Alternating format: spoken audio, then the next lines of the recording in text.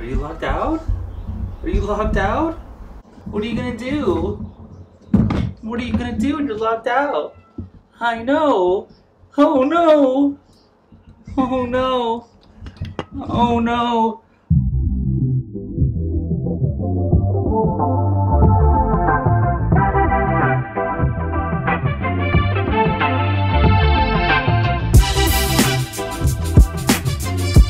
Okay, today I'm doing a pale ale.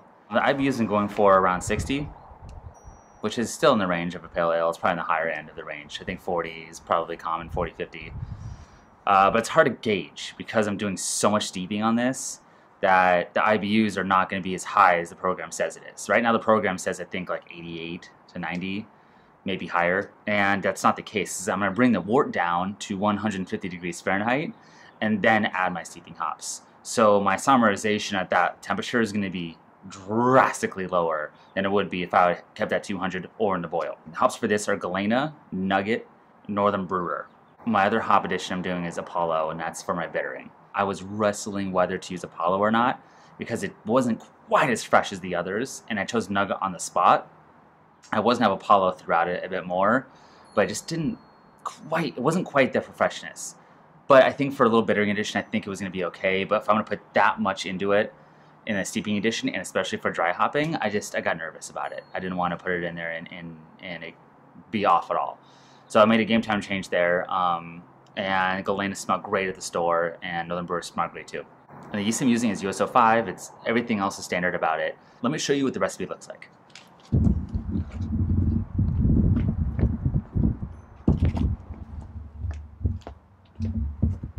Here's the grains. Here's the percentages. Here are the grains. I got out my Apollo at 10 minutes. So my bittering addition is none, basically. It's all starting late and then going from there. You can see the hops here. Here's the percentages of the IBUs. And here's the dry hopping here. Just under a gallon batch. And here are the specs here. So yeah, it should be interesting. I definitely am going to be more on like the New England style IPA as far as the hoppy profile goes. I don't want it to be bitter at all. I want a big, hop, juicy beer is what I want. It's getting hot, and I think that sounds pretty damn good to me. I'm not going to make this cloudy though. I want to stress that. This is going to be a clear beer, at least that's the intent. And it's in a 1 gallon batch, so I'm not kegging it, so I'm going to have to cold crash it for a while. And then add the dry hops, or maybe add dry hops in the cold crashing. I'm still playing with that. I still am adding dry hops all in various different temperatures and at different times. So far my favorite is cold crashing, then adding the dry hops, keeping it around 50 degrees Fahrenheit, 60 degrees Fahrenheit. But I'm playing with getting the yeast flocculated out first. So, and you know, just things.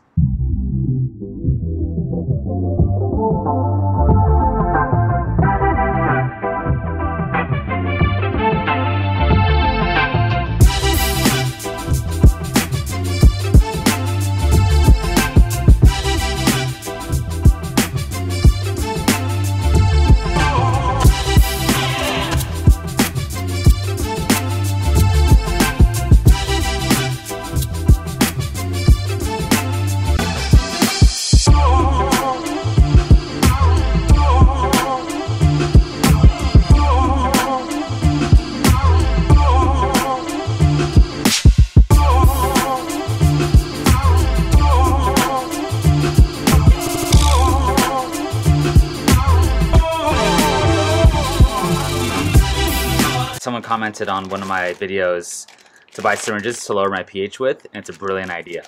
Got a pack of 50, I think, and it's 1 milliliter measurements. So if I'm too high, I can do 1 millimeter of lactic acid, will drop my pH by 0.1. I believe that's for a 5 gallon batch, so I'd have to mess with it a bit.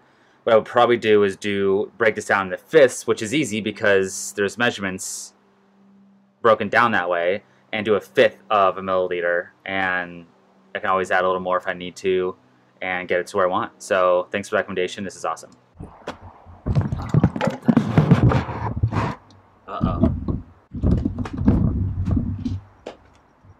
gonna have a stuck sparge, which is bizarre because there's like almost no unmalted barley in this at all, or any sort of like things that would cause that, like a ton of flaked wheat or potentially rye malt. I'm gonna have to play with this for a bit.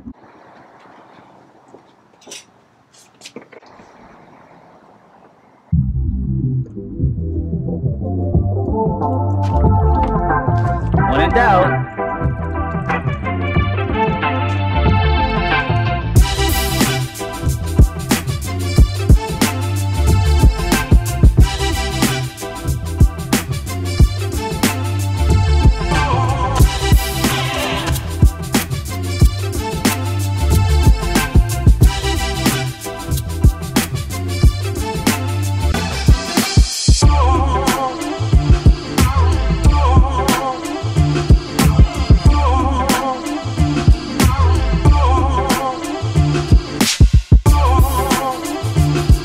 $10.37.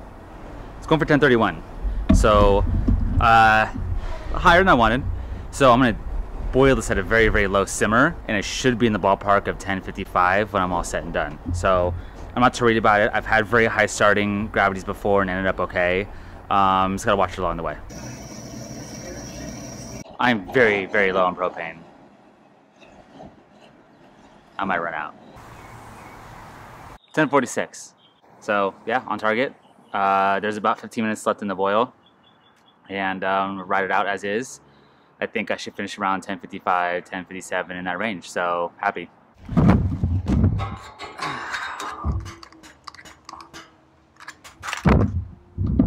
Out of propane. Oh boy. Okay, it's falling apart over here.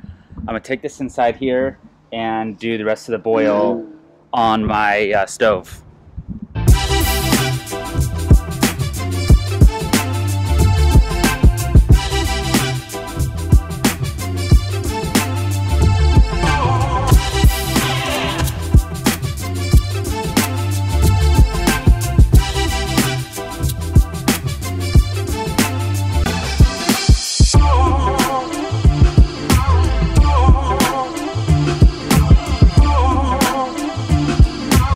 I've decided to make a game time call here on this recipe. I'm gonna add what would be the minute addition on my steeping and add that addition as fermentation slows. I've played with this before, and I've heard about biotransformation in regards to doing this, where the yeast can interact with the hops, and I don't know exactly the science behind it. I know they do it a lot with like those New England style IPAs. I've heard of it being done in even regular IPAs. When I did it the first time, I didn't notice the difference. I have played with doing dry hopping with low pH and different yeast strains and stuff, which is more to do with like glycosides. And a glycoside is a sugar molecule attached to another molecule, and those other molecules can be different oils. So the sugar molecule attached to that oil, or the other molecule, depending on what you're doing, in this case dry hopping, when it's attached to it, nothing happens. You don't get any aroma or nothing. When you put it into a low pH or yeast strain, like some Brett strains and some English strains I know can do this, then that sugar molecule detaches and you get these big aromas. I played with it in a sour beer before. I played with my last Lichtenhainer beer I did, and I got a crazy awesome aroma out of that. And so maybe that has something to do with biotransformation. I haven't seen anything correlating to that. Could be wrong, but biochemists know more than me, so I'll let them deal with that.